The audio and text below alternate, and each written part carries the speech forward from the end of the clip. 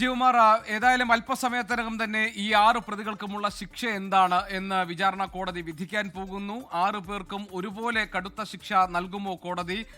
ഇതിൽ കൂട്ടബലാത്സംഗം ഉൾപ്പെടെയുള്ള ക്രിമിനൽ ഗൂഢാലോചന, കൂട്ടബലാത്സംഗം, തട്ടിക്കൊണ്ടുപോകൽ ഉൾപ്പെടെയുള്ള 10 കുറ്റങ്ങൾ കണ്ടെത്തിയ സാഹചര്യത്തിൽ, തെളിഞ്ഞിരിക്കുന്ന സാഹചര്യത്തിൽ തുല്യമായ പങ്കാളിത്തം ഈ 6 പേർക്കുമുണ്ട് എന്ന കണ്ടെത്തലിൽ എല്ലാവർക്കും ഒരുപോലെ ശിക്ഷ വിധിക്കുക എന്നതിലേക്ക് കടക്കുമോ? പ്രോസിക്യൂഷൻ ആവശ്യപ്പെടുന്നത് പരമാവധി ശിക്ഷ 6 പേർക്കും നൽകണം. കാരണം ഒന്നാം പ്രതി പൾസർ സുനിയാണ് ഇതിന്റെ ഗൂഢാലോചനയും കൃത്യനിർവഹണവും ത്തിലും ഉൾപ്പെട്ടത് എന്ന് കോടതി പറയുമ്പോഴും ഒന്നാം പ്രതിയെ ഈ കൃത്യം നിർവഹിക്കാൻ വേണ്ടിയുള്ള സഹായം ഒന്നാം പ്രതിക്ക് നൽകിയതിനും ആ സാഹചര്യം ഒരുക്കിയതും മറ്റ് 5 പ്രതികളാണ്. അതുകൊണ്ട് ഇവർക്ക് എല്ലാവർക്കും തുല്യമായ പങ്കാളിത്തമാണ് ഈ കുറ്റകൃത്യത്തിലുള്ളത് എന്നതാണ് പ്രോസിക്യൂഷന്റെ വാദം. മറ്റ് 5 പ്രതികൾ ഉണ്ടായിരുന്നില്ലെങ്കിൽ, അവർ ഉൾപ്പെട്ടിട്ടില്ലായിരുന്നുവെങ്കിൽ ഇങ്ങനൊരു കുറ്റകൃത്യം ഒന്നാം പ്രതിക്ക് ചെയ്യാൻ കഴിയുമായിരുന്നില്ല. അതുകൊണ്ട് തന്നെ കൂട്ടബലാത്സംഗം 376D എന്ന കൂട്ടബലാത്സംഗം പരമായി 20 വർഷം മുതൽ, ഏറ്റവും കുറഞ്ഞ ശിക്ഷ 20 വർഷം മുതൽ ജീവപര്യന്തം വരെ ശിക്ഷ ലഭിക്കാവുന്ന കൂട്ടബലാത്സംഗം എന്ന കുറ്റം 6 പേരും ചേർന്ന് അവർക്ക് 6 പേർക്കും ഈ കുറ്റം ബാധകമാണ് എന്നതാണ് പ്രോസിക്യൂഷന്റെ വാദം.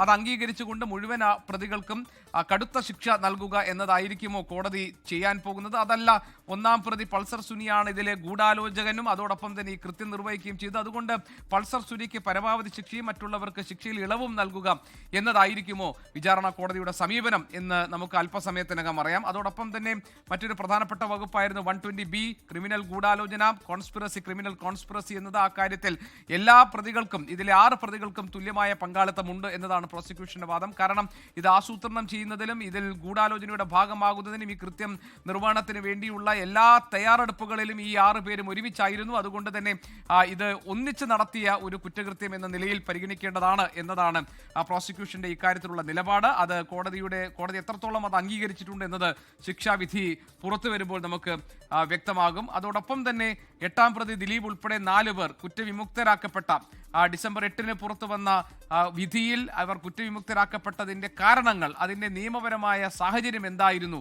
എന്നതുകൂടി വ്യക്തമാകും ഇന്ന് വിധിപ്പകർപ്പ് പുറത്തു വരുമ്പോൾ. ശിക്ഷാവിധി പ്രഖ്യാപനത്തിന് പിന്നാലെ തന്നെ കോടതിയിൽ നിന്ന് വിധിപ്പകർപ്പ് കൂടി വന്നാൽ അതിൽ ഏതൊക്കെ കാരണങ്ങൾ കൊണ്ടാണ് മറ്റ് 4 പേർ കുറ്റവിമുക്തരാക്കപ്പെട്ടത് എന്ന സാഹചര്യം എന്താണെന്ന് മനസ്സിലാക്കാൻ പ്രോസിക്യൂഷൻ അത് സഹായകരമാകും. അതുകൊണ്ട് ഈ 6 പ്രതികൾക്ക് എന്ത് ശിക്ഷ എന്നതുപോലെ തന്നെ മറ്റ് 4 പ്രതികൾ കുറ്റവിമുക്തരാക്കപ്പെടാൻ ഇടയായ നിയമപരമായ സാഹചര്യം എന്താണ് എന്നുകൂടി അറിയാനുള്ള ആകാംക്ഷ ഈ കേസിൽ പൊതുസമൂഹത്തിനും പ്രോസിക്യൂഷനുമുണ്ട്. ഈ ഘട്ടത്തിൽ കോടതി നടത്തിയിട്ടുള്ള ഇടപെടലുകൾ, പ്രോസിക്യൂഷൻ ഇതിലെ പ്രധാനപ്പെട്ട കുറ്റവാളി മറഞ്ഞിരിക്കുകയാണെന്ന പ്രോസിക്യൂഷന്റെ വാദം, അതോടൊപ്പം തന്നെ ഇതുമായി ബന്ധപ്പെട്ട് ഇന്ന് കോടതി നടത്തിയിട്ടുള്ള മറ്റ് പരാമർശങ്ങൾ, മാധ്യമങ്ങൾക്ക് നൽകിയ താക്കീത്, അതോടൊപ്പം തന്നെ കോടതിക്കെതിരെ ഉയർന്നു വന്നിട്ടുള്ള വിമർശനങ്ങൾ സംബന്ധിച്ച് നടത്തിയിട്ടുള്ള പരാമർശങ്ങൾ, ഇതൊക്കെ തന്നെ ഇന്ന് 1.25 മണിക്കൂർ നീണ്ടുനിന്ന വാദത്തിനൊടുവിലെ സവിശേഷതകളാണ്. വിജയകുമാർ, ഈ കേസിൽ ഇനി നമുക്ക് അറിയാനുള്ളത് ഇതിന്റെ തുടർ നിയമ നടപടികൾ, അപ്പീൽ പോകാനുള്ള തയ്യാറെടുപ്പിലാണ് സർക്കാർ ഉള്ളത്. അതുകൊണ്ട് ഇതിന്റെ തുടർ നടപടികൾക്ക് കാരണമായേക്കാവുന്ന പ്രധാനപ്പെട്ട വിവരങ്ങൾ ഇന്ന് ഈ വിധിപ്പകർപ്പ് വരുന്നതിലൂടെ അറിയാൻ പറ്റുമോ എന്നുള്ളതാണ്. ശിക്ഷാവിധി പ്രഖ്യാപനവും അതുകൊണ്ട് തന്നെ സവിശേഷതയുള്ളതാണല്ലോ. ഈ കാര്യത്തിൽ എത്രത്തോളം പ്രാധാന്യമുണ്ട് ഇന്ന് വരുന്ന വിധിക്ക്?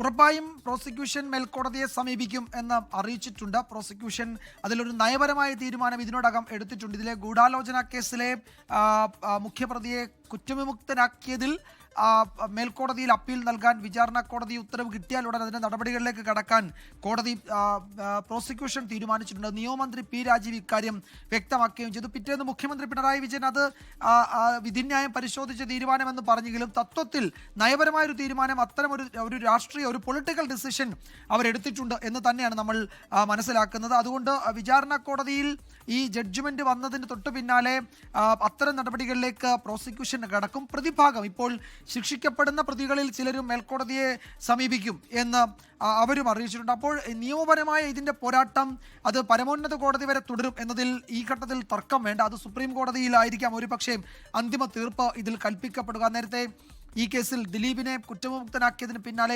അദ്ദേഹത്തെ ചലച്ചിത്ര സംഘടനകളിലേക്ക് തിരികെ എടുക്കാൻ തീരുമാനമുണ്ടായി, അല്ലെങ്കിൽ അത്തരം ആലോചനകൾ നടന്നപ്പോൾ ഭാഗ്യലക്ഷ്മിയെ പോലെയൊക്കെ ഉള്ളവർ ചൂണ്ടിക്കാട്ടിയത് ഇതിലെ നിയമ പോരാട്ടം തുടരുന്നതേ ഉള്ളൂ. അത്തരമൊരു നിയമ പോരാട്ടം തുടരാൻ പോകുന്ന സാഹചര്യത്തിൽ എങ്ങനെയാണ് അദ്ദേഹത്തെ ഈ സംഘടനകളിലേക്ക് തിരികെ എടുക്കുന്നതെന്നൊരു ഒരു ക്രമപ്രശ്നം അവിടെ ഉന്നയിച്ചിരുന്നു. പക്ഷേ അത് കോടതിക്ക് പുറത്തുള്ള വിഷയമാണ്, നമ്മളെ സംബന്ധിച്ച് ഘട്ടത്തിൽ ബാധകമല്ല. പക്ഷേ അങ്ങനെ പറയുമ്പോഴും വിചാരണ കോടതി ജഡ്ജ്മെന്റ് അത് ഈ ഘട്ടത്തിൽ അന്തിമ വിധിയാണെങ്കിലും അതിൻ്റെ ജുഡീഷ്യൽ സ്ക്രൂട്ടണി നമ്മളുടെ മുന്നിൽ 2, 3, 4 ഘട്ടങ്ങളിലായി ബാക്കി നിൽക്കുന്നുണ്ട്. ഹൈക്കോടതിയെ സമീപിക്കാം, സുപ്രീം കോടതിയെ സമീപിക്കാം, അത്തരം നിയമസാധ്യതയുണ്ട്. ഒരു ജുഡീഷ്യൽ ഓർഡർ ഇറങ്ങിയാൽ അതിനെ മറ്റൊരു ജുഡീഷ്യൽ ഓർഡർ വഴി മാത്രമേ മറികടക്കാൻ കഴിയൂ എന്നതുകൊണ്ട് നിലവിലുള്ള ഉത്തരവിനോട് ആർക്കെങ്കിലും വിയോജിപ്പുണ്ടെങ്കിൽ, ആർക്കെങ്കിലും അതിലെ പരാമർശങ്ങളോട് എതിർപ്പുണ്ടെങ്കിൽ അവർക്ക് മേൽക്കോടതിയെ സമീപിക്കാനേ കഴിയൂ. അതിനപ്പുറത്തേക്ക് ഉള്ള കോടതി മുറിക്കകത്ത് പുറത്തുള്ള ഇത്തരം ചർച്ചകൾ അതിനെപ്പറ്റിയാണ് കോടതി സൂചിപ്പിച്ചത്. പക്ഷെ അപ്പോഴും ഈ ജഡ്ജ്മെന്റിലെ ഏതെങ്കിലും നിഗമനങ്ങളോട് വിയോജിപ്പ് പ്രകടിപ്പിക്കുന്നതിനൊന്നും നമ്മളുടെ രാജ്യത്ത് തടസ്സമൊന്നുമില്ല. അതിൻ്റെ ഉദ്ദേശശുദ്ധിയാണ് പ്രധാനമാകുന്നത്. അത്തരം ഉദ്ദേശശുദ്ധിയോടെ അത്തരം ജഡ്ജ്മെന്റിലെ പരാമർശങ്ങളോട് വിയോജിപ്പ് പ്രകടിപ്പിക്കുന്നതിന് നമ്മളുടെ നാട്ടിൽ ഏതെങ്കിലും തരത്തിൽ നിയമപരമായ ഏതെങ്കിലും വെല്ലുവിളികളില്ല. അത് പല ഘട്ടങ്ങളിലും നടന്നിട്ടുണ്ട്, ഇപ്പോഴും നടക്കുകയും ചെയ്യുന്നുണ്ട്. ഒരുപക്ഷെ ഈ ജഡ്ജ്മെന്റ് പുറത്തു വന്ന ശേഷം അറിയാം അതിനോട് ആർക്കെങ്കിലും ആ നിലയിൽ സതുദ്ദേശത്തോടെയുള്ള വിമർശനങ്ങൾ ഉണ്ടെങ്കിൽ അത് പങ്കുവയ്ക്കുന്നതിനോ പ്രകടിപ്പിക്കുന്നതിനോ മറ്റു തരത്തിലുള്ള ഏതെങ്കിലും തരത്തിലുള്ള നിയമപരമായ തടസ്സങ്ങൾ ഉണ്ടാകുകയുമില്ല. ലോകത്തെവിടെയായാലും ഏത് സമയത്തും 24 വാർത്തകളും ഓഗ്മെന്റഡ് റിയാലിറ്റി പാക്കേജുകളും എക്സ്പ്ലെയിനറുകളും വിശദമായി കാണാൻ ഞങ്ങളുടെ യൂട്യൂബ് ചാനൽ നിങ്ങൾക്ക് സബ്സ്ക്രൈബ് ചെയ്യാം.